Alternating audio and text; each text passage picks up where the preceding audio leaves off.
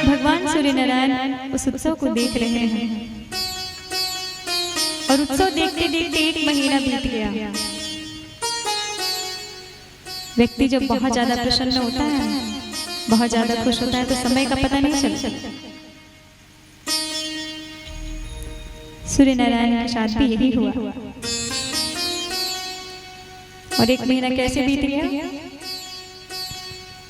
भगवान सूर्य नारायण सोचे कि जो नीचे बजाने वाले हैं वो बजाना बंद करे तो हम जाएं,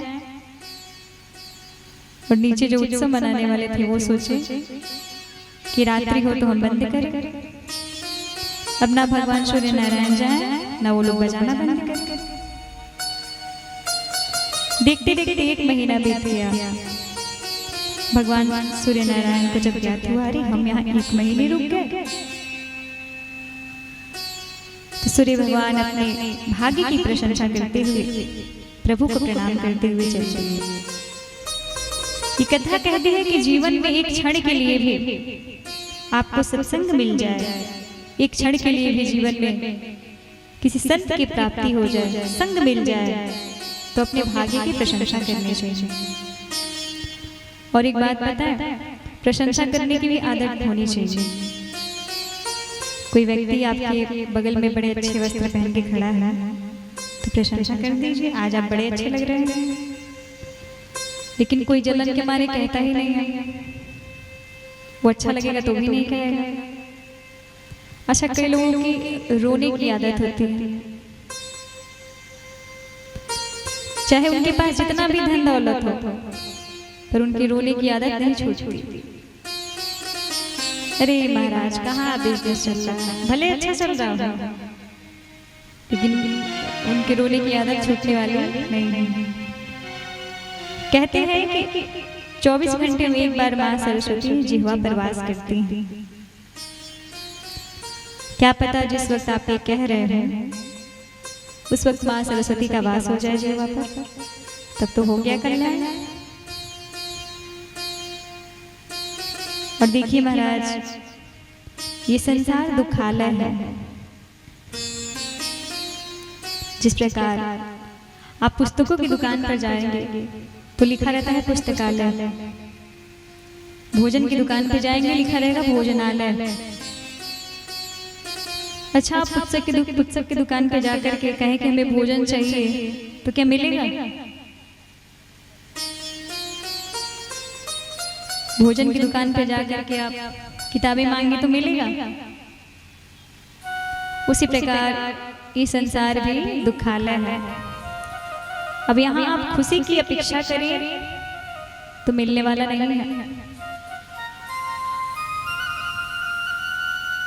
खुशी ढूंढनी पड़ेगी, क्योंकि महाराज ये संसार दुखालय है। प्रसन्न रहना हमेशा सीखिए, प्रभु की कीर्तन भजन में अपने मन को लगाइए, हमेशा प्रसन्न रहेंगे।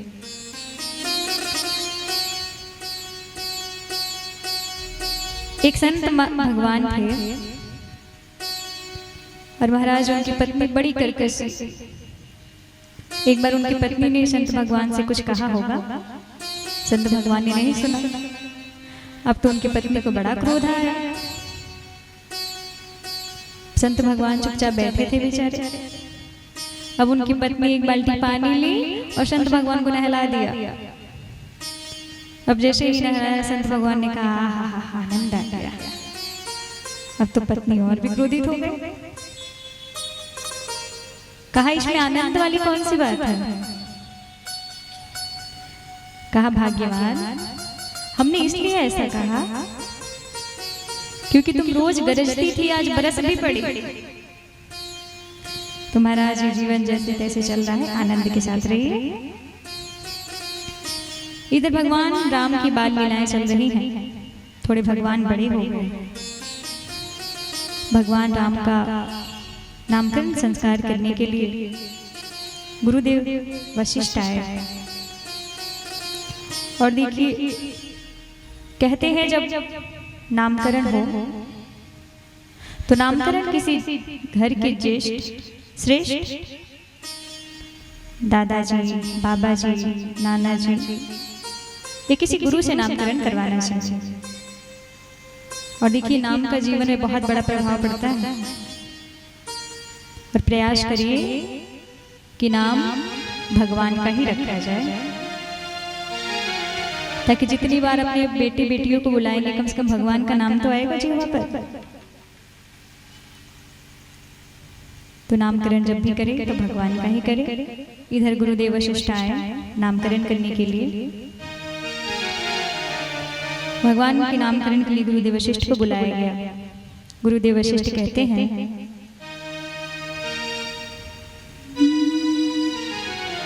जो आनंद सिंधु सुख राशि, जो आनंद सिंधु सुख राशि,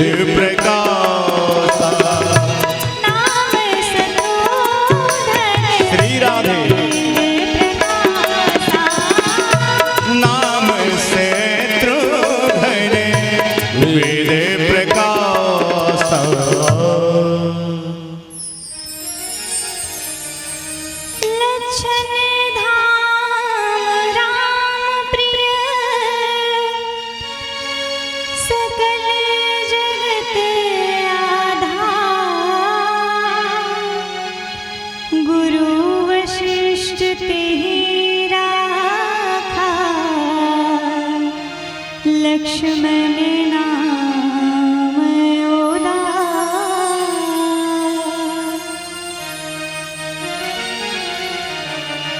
गुरुदेव वशिष्ठ कहते हैं, राजा दशरथ जी से, ये जो आपके ज्येष्ठ पुत्र हैं ना, ये समस्त जीवों को विश्राम देने वाले हैं। इनके नाम मात्र से ही समस्त जीवों को आनंद की अनुभूति होगी, आनंद की प्राप्ति होगी। इसीलिए मैं इनका नाम रखता हूँ राम।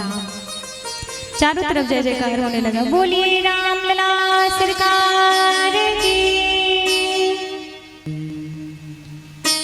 दूसरी तरफ श्री भरत भैया बैठे थे। गुरुदेव वशिष्ठ कहते हैं, विश्व भरण पोषण कर जोई। ये समस्त विश्व का भरण पोषण करेंगे, इसीलिए मैं इनका नाम भरत रखता हूँ। और गुरुदेव वशिष्ठ ने इनका नाम भरत रखा।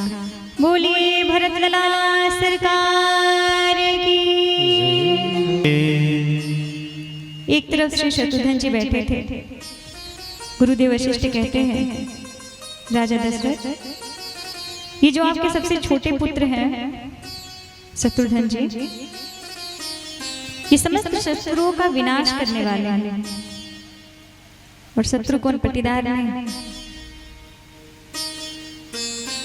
जो हमारे भीतर है, काम क्रोध लोभ मत्सर इत्यादि, इन सब शत्रुओं का विनाश करने वाले हैं। इसलिए मैं इनका नाम शत्रुघ्न रखता हूँ। बोलिए शत्रुघ्न लाल सरकार की। अंत में श्री लक्ष्मण जी के पास पहुंचते हैं। कहते हैं, राजन, ये जो आपके चौथे पुत्र हैं, ये समस्त शुभ लक्षणों के धाम है। आपके तीनों पुत्र में एक एक लक्षण है, लेकिन ये समस्त लक्षणों के धाम हैं। और सबसे बड़ी बात,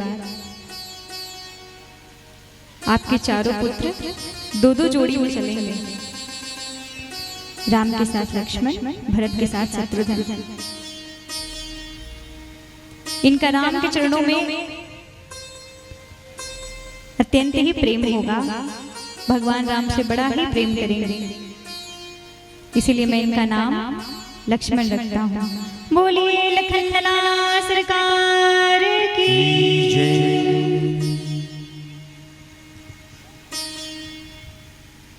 अब भगवान कुमार अवस्था में आए।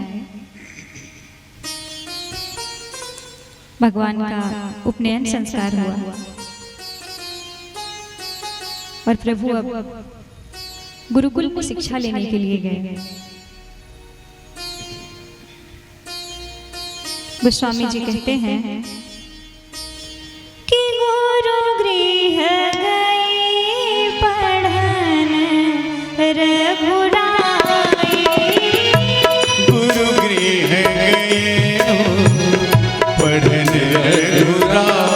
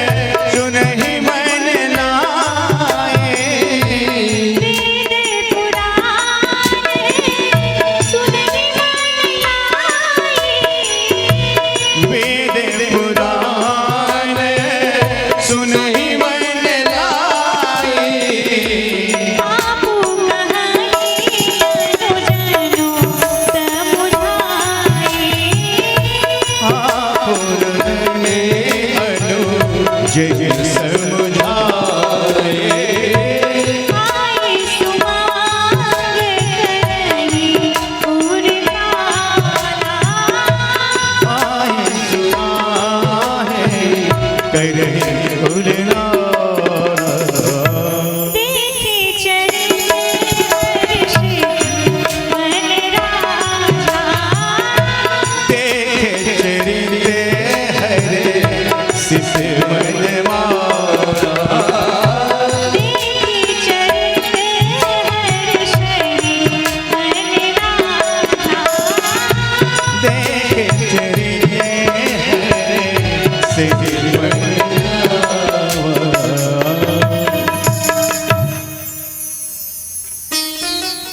भगवान राम गुरुकुल गए शिक्षा लेने के लिए और थोड़े ही समय में प्रभु ने सारी विद्याएं ग्रहण की। उसके बाद वापस श्रीधाम अयोध्या जी में भगवान प्रातः काल उठ करके अपने माता पिता गुरु जी को प्रणाम करते हैं। और कैसे प्रणाम करते हैं? गोस्वामी जी कहते हैं कि नाव ही माथा, अपने सिर को चरणों में झुका करके प्रणाम करते हैं। और आजकल के बच्चे कैसे प्रणाम करते हैं? महाराज कौन झुक नहीं जाएगा, घुटना चला के घुटना टच करके ही काम चल जाता है। अब बहुत लोग तो पेट छू कर भी काम चला लेते हैं, कौन झुकने जाएगा। एक बार विश्वामित्र जी यज्ञ कर रहे थे तो उनका यज्ञ सफल नहीं हो रहा था। जब भी विश्वामित्र जी यज्ञ करें तो राक्षस आकर के उनके यज्ञ को विध्वंस कर डाला। अब विश्वामित्र जी परेशान हो गए। उन्होंने विचार किया कि अब श्री राम ही मेरे यज्ञ की रक्षा कर सकते हैं, क्यों न चल के राजा दशरथ श्री राम को मांग लिया जाए। और यूं विचार करके विश्वामित्र जी श्रीधाम अयोध्या जी के लिए प्रस्थान किए। राजा दशरथ ने जैसे ही इनको देखा बड़ा ही आहो भगत सेवा सत्कार किया, पद प्रक्षालन किया, पूजन वंदन किया। तत्पश्चात 56 भोग पवाए। अब जैसे ही विश्वामित्र जी भोजन करने बैठे तब तक श्री राम लक्ष्मण भैया भरत शत्रुघ्न चारों लोग आए। उन्होंने विश्वामित्र जी को प्रणाम किया। विश्वामित्र जी ने महाराज दशरथ जी ने पूछा विश्वामित्र जी से भोजन करने के पश्चात कि आपको जो चाहिए वो हमसे मांग लीजिए, सोने चांदी हीरे मोती राजपाट गौ जो चाहिए मांग लीजिए। विश्वामित्र जी मन ही मन मुस्कुरा पड़े, कहे अरे इनको तो ये भी नहीं पता है कि हम मांगने क्या आए हैं। बार बार कहने के बाद विश्वामित्र जी कहते हैं कि हमारा यज्ञ सफल नहीं हो रहा है। और राजा दशरथ जी हम आपसे भगवान श्री राम और लक्ष्मण को मांगने आए हैं, अब वही हमारे यज्ञ की रक्षा कर सकते हैं। अब जैसे ही राजा दशरथ ने सुना गुस्सा फूट पड़ा महाराज का। कहा हमने आपसे कहा था आप हमसे सोने चांदी राजपाट गौ जो इच्छा हो मांगिए, लेकिन आपने तो हमसे मेरे प्राणों से भी प्यारे मेरे राम को मांग लिया।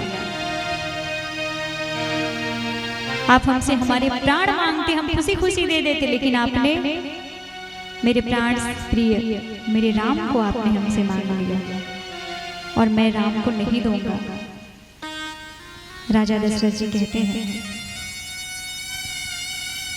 राजा दशरथ जी रो पड़े, कहते हैं मैं राघव को नहीं दूंगा।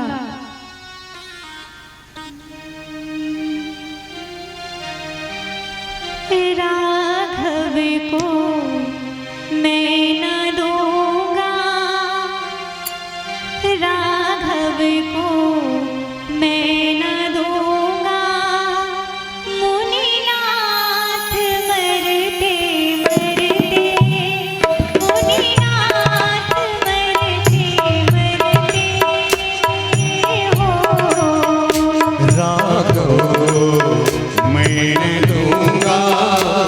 रातों को मैं न दूंगा मुनिनाथ मरते मरते मुनिनाथ मरते मरते मेरे प्राण ना रहेंगे, मेरे प्राण ना रहेंगे, यह दान करते करते, यह दान करते करते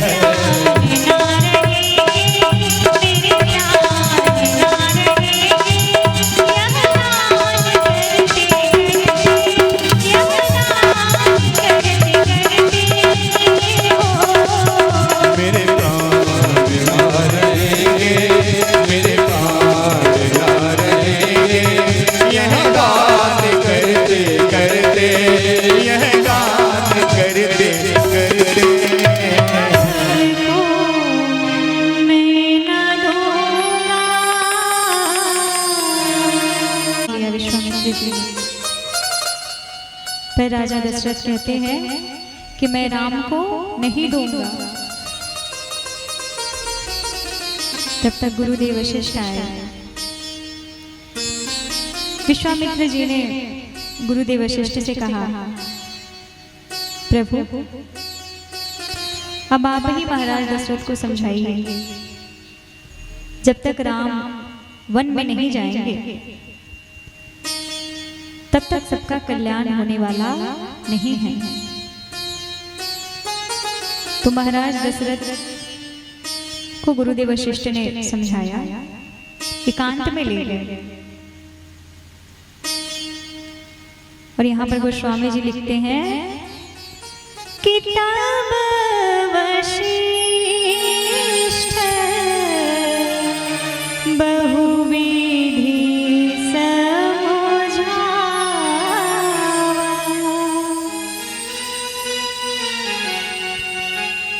गुरुदेव वशिष्ठ ने बहुविधि समझाया। बहुविधि का मतलब बहुत प्रकार से नहीं, बहु लाने की विधि। गुरुदेव वशिष्ठ कहते हैं, महाराज क्या आप नहीं चाहते कि आपके बेटों का विवाह हो? क्या आप नहीं चाहते कि आपके घर में बहुएं आए? गुरुदेव वशिष्ठ कहते हैं, चाहते तो है। क्या आप नहीं चाहते कि आपके पोते आपको बाबा बाबा कह के बुलाए? तो महाराज दशरथ प्रसन्न हो गए। कहा, लेकिन ये होगा कैसे? कहा, ये तभी संभव है जब राम किसी संत के संग में वन में जाएंगे। बहुत समझाने के बाद महाराज दशरथ माने। अब महाराज दशरथ ने अति आदर दो तनय बुलाया, प्रभु श्री राम लक्ष्मण जी को बुलाया और कहा, देखो आज के बाद से आपके माता पिता गुरु सब विश्वामित्र जी ही हैं। आज से जो भी कार्य कीजिएगा इनसे पूछ के ही करना। और भगवान राम को विश्वामित्र जी को सौंप दिया। अब विश्वामित्र जी भगवान श्री राम लक्ष्मण जी को लेकर के चले। चलते चलते रास्ते में ताटक वन पड़ा। उस ताटक वन में ताड़का नाम की राक्षसी रहती थी। जैसे ही प्रभु की आने की आवाज सुनी, ताड़का नाम की राक्षसी ने प्रभु की तरफ हाथ बढ़ाया। विश्वामित्र जी ने कहा, राम इसे खत्म कर डालिए। लेकिन लक्ष्मण जी ने जैसे ही बाण निकाला, राम जी ने रोक लिया। कहा, देखो नियम यह है कि किसी भी अबला पर हाथ नहीं उठाना चाहिए। विश्वामित्र जी ने कहा, राम ये अबला नहीं, ये शबला है, ना जाने कितनों को खा गए। राम इसे तुरंत मारिए। भगवान राम ने एक ही बाण प्राण हर लिया। एक ही बाण प्राण हर लिया।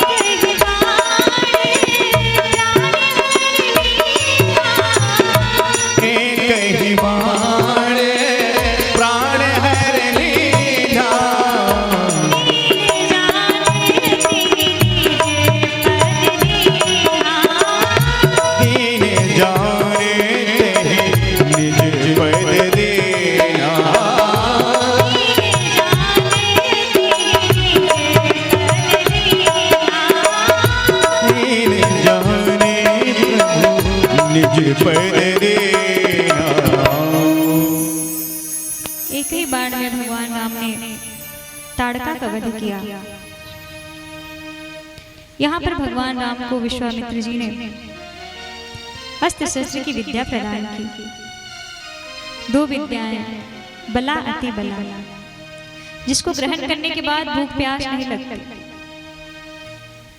अब विश्वामित्र जी के संग में भगवान श्री राम लक्ष्मण जी चले। उनके आश्रम में रात्रि विश्राम किया।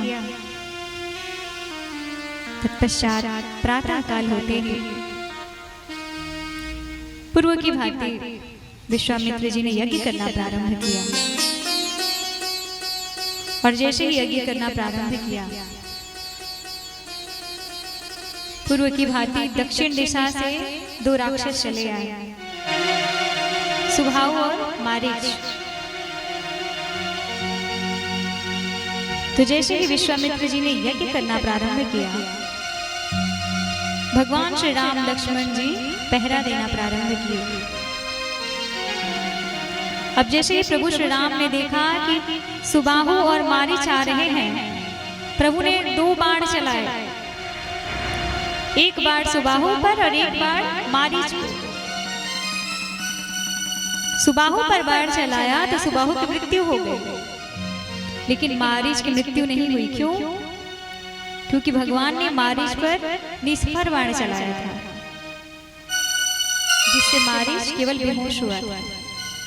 भगवान राम ने सोचा, अगर इसे मृत्यु दंड प्रदान करेंगे तो फिर सोने का हिरण बन के कौन आएगा। इसीलिए भगवान राम ने इसे केवल बेहोश किया, मृत्यु दंड नहीं दिया।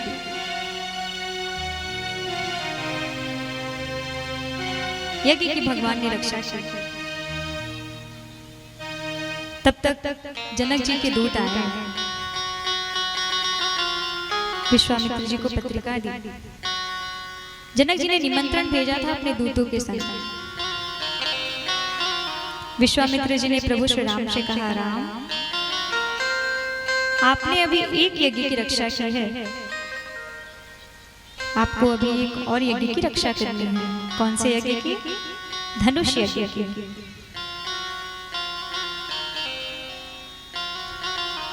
अब भगवान राम श्री लक्ष्मण विश्वामित्र जी के संग में चल पड़े। और कैसे चले? गोस्वामी जी लिखते हैं कि धनुष यज्ञ सुनि रघुकुल नाथा, धनुष यज्ञ सुनि रघुकुल नाथा, हरषि चलियो मुनिवर के साथा, हरषि चलियो मुनिवर के साथा,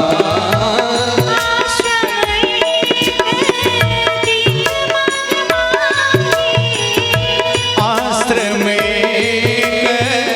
देख मन माहे,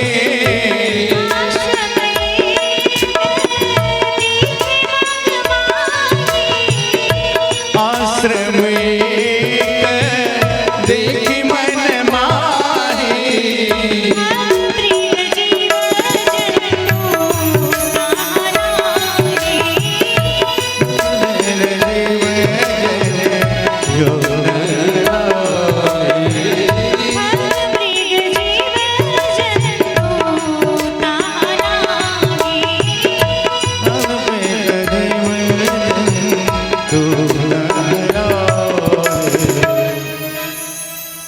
भगवान कैसे चले विश्वामित्र जी के संग में?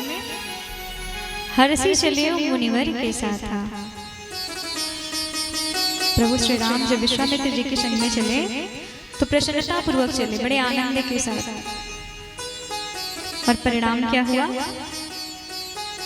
सारा कार्य मंगल ही मंगल हुआ। और महाराज, जब भी आप कहीं जाइए ना, तो मानस जी में एक चौपाई है, उसका निरंतर जाप कीजिए।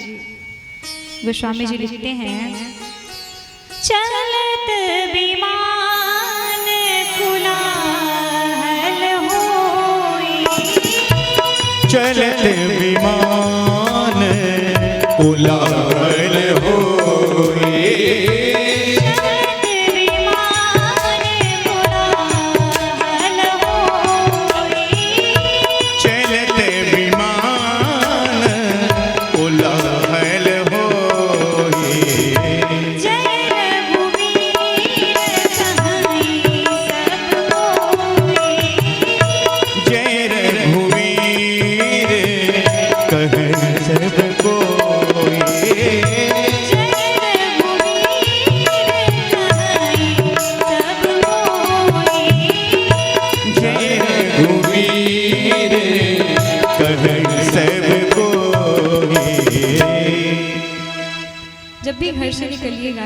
बैठिए ना, तो इस चौपाई को 11 बार बोलिए।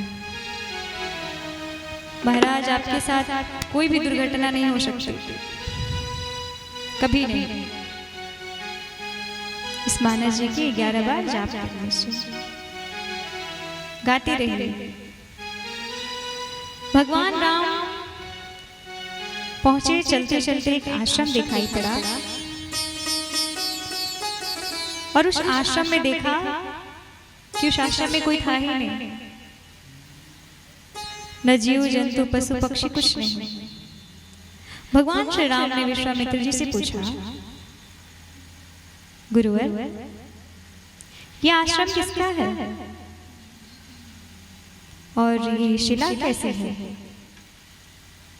विश्वामित्र जी ने कहा, यहाँ गोस्वामी जी लिखते हैं कि सकल कथा मुनि कहा बिसेकी, सारी कथाएं कह डाली। अब कौन सी कथाएं कहेंगे ये तो विश्वामित्र जी जाने और भगवान राम ही जाने। क्यों?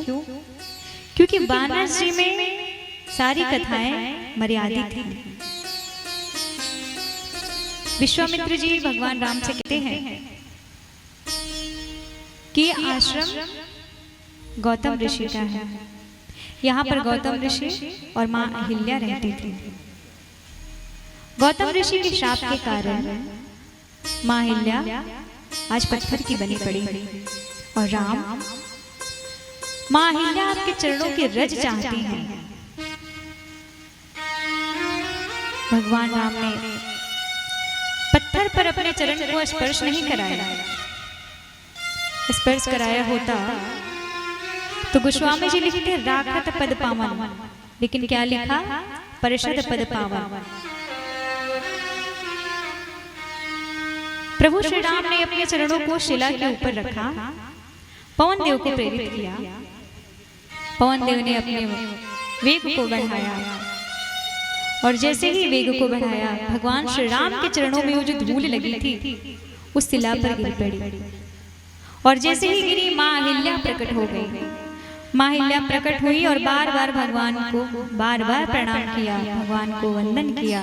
कहा, प्रभु हमने अपने जीवन में ऐसा कोई पुण्य नहीं किया जिससे मेरे रघुनाथ के साक्षात दर्शन हो सके।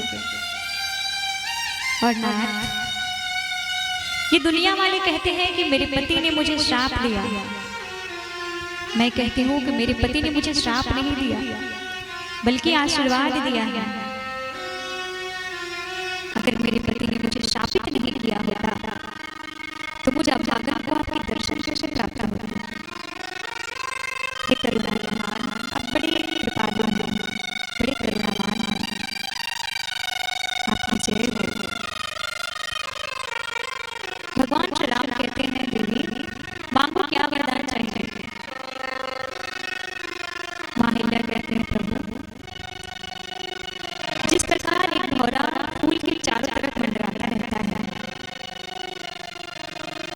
उसी प्रकार मेरा ये मन भौरा बन जाए, आपके चरण पुष्प बन जाए और आपके चरणों में जो धूल लगी है वो रस बन जाए और मेरा मन रूपी भौरा उस रस का दिन रात पान करता रहे। प्रभु और कुछ नहीं चाहिए। भगवान राम ने अहिल्या को विदा किया। अब प्रभु श्री राम पहुंचे गंगा मैया, बोलिए गंगा मैया की। गंगा मैया के तट पे पहुंचे। किस प्रकार से भागीरथ जी ने गंगा मैया को प्रार्थना किया, कितनी परिश्रम से गंगा मैया इस जगह पर आई, सबका उद्धार किया, पूरे संसार का मैया ने पवित्र किया है, उपकार किया है, कल्याण किया है। वो सारी कथाएं विश्वामित्र जी ने सुना डाला।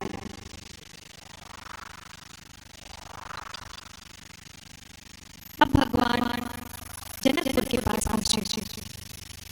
जनकपुर में पहुंचने के बाद जनकपुर के लोगों का वर्णन करते हैं कि जनकपुर के लोग कैसे हैं।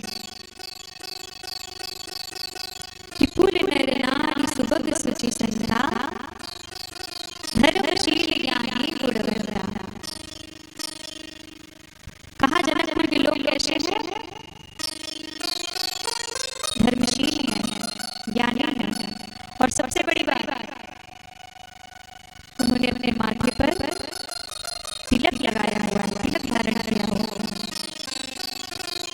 प्रकार से जनकपुर की महिमा का वर्णन करते हैं।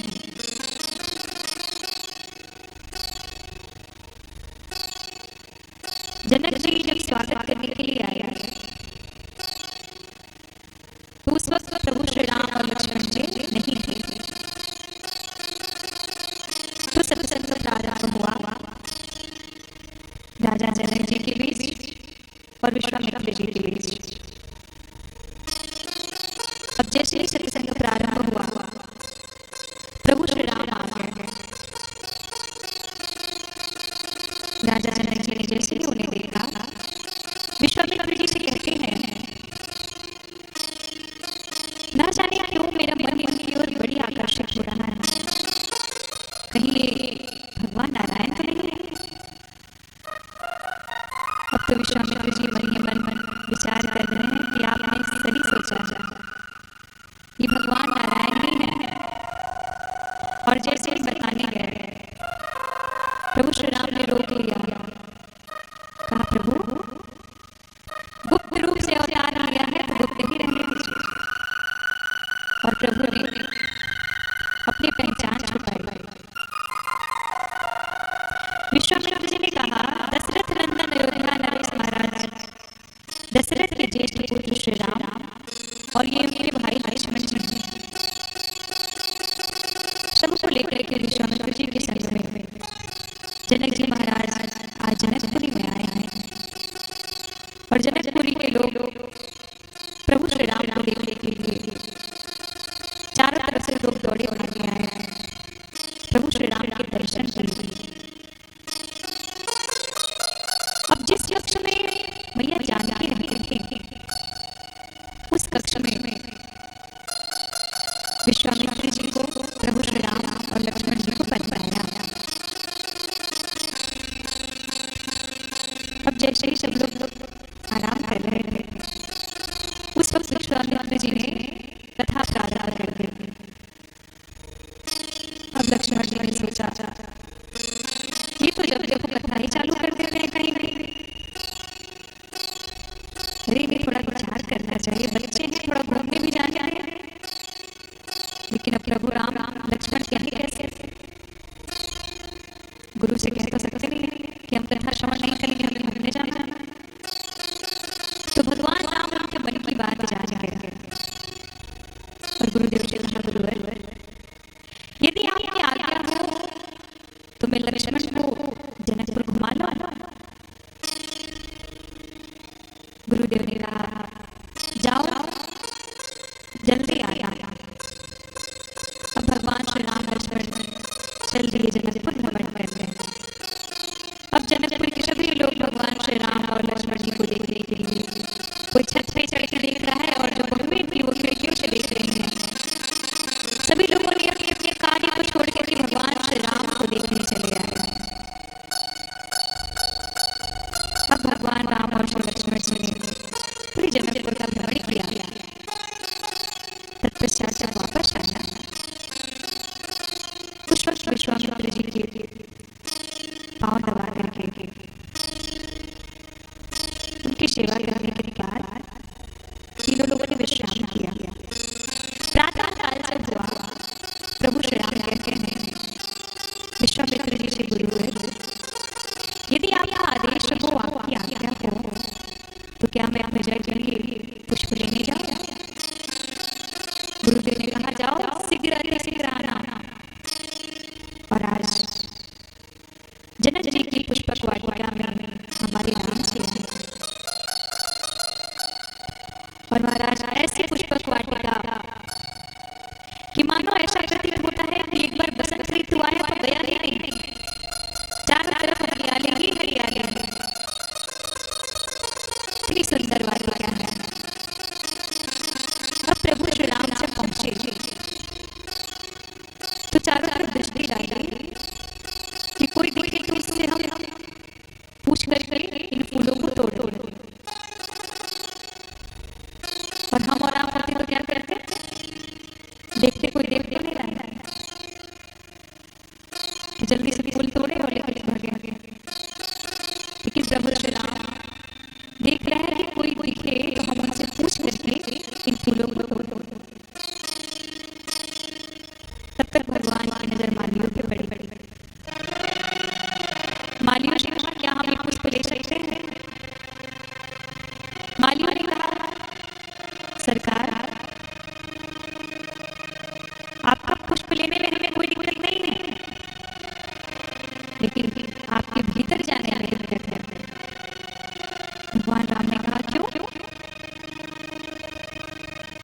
कहते हैं कि बगिया बीच जाने न दई हो राम जी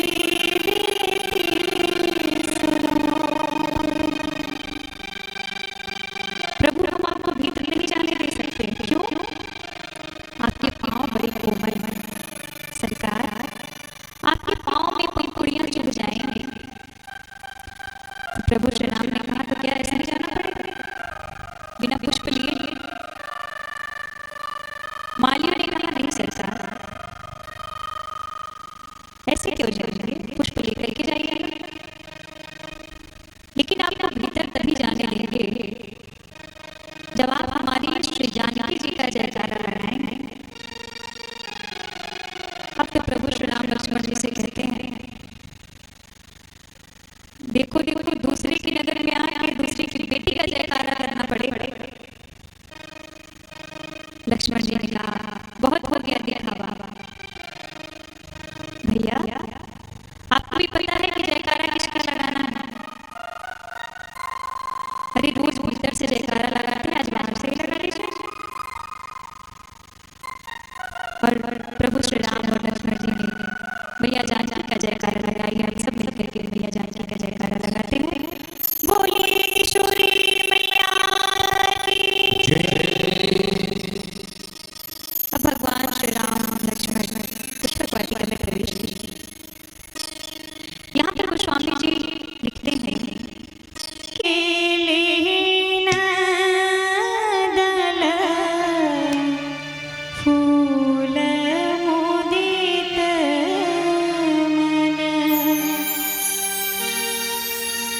प्रभु श्री राम फूल लेने लगे। अब यहाँ प्रश्न उठता है कि प्रभु श्री राम फूल लेने कैसे लगे? लिया तो तब जाता है जब कोई दे, वहां मालियों के अलावा कोई तो था नहीं। तो प्रभु श्री राम को पुष्प दे कौन रहा है? अच्छा, जानकी मैया का जन्म कहाँ से हुआ है? धरती से। और पेड़ पौधे कहाँ से प्रकट हुए हैं? धरती से। तो मैया जानकी उनकी बहन लगेंगी और इस नाते प्रभु श्री राम उनके जीजा जी। तो पेड़ पौधों ने सोचा, जीजा जी ससुराल में आए हैं तो ये काम करेंगे तो अच्छा थोड़े लगेगा। तो अब प्रभु हाथ में दोना लिए हुए हैं और सब पेड़ पौधे पुष्प बरसाने लगे और प्रभु लेने लगे। और आज पहली बार मानस में किशोरी जी का वर्णन हुआ है, आगमन हुआ है। मैया किशोरी पहुंची, उस सरोवर में स्नान किया। स्नान करने के पश्चात गौरी पूजन किया और जाकर के मैया से वरदान मांगती हैं कि पूजा की अधिक अनुरागा, पूजा की अधिक अनुरागा,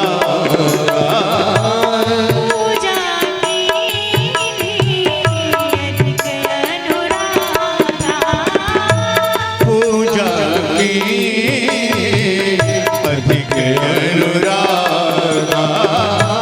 निज अनुरूप सुभग बरु मांगा, निज अनुरूप सुभग बरु मांगा, निज अनुरूप सुभग बरु मांगा, निज अनुरूप सुभग बरु मांगा।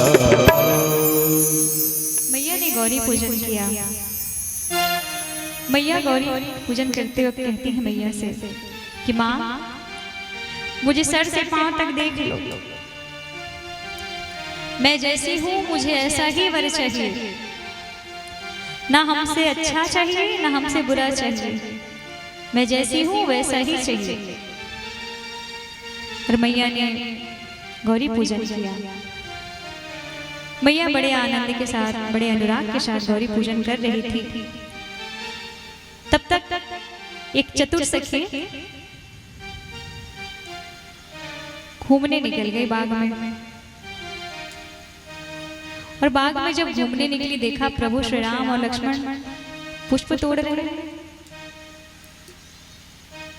उस सखी ने कहा, अरे ये तो वही है जो कल हमारे नगर में आए थे, जिनको देखने के लिए हम इतने व्याकुल थे। आज यहाँ ये बाग में पुष्प तोड़ने आए हैं। सखी दौड़ती भागती गई, कहा, जानकी, अरे ये पूजा छोड़, तुझे एक बात बताना है।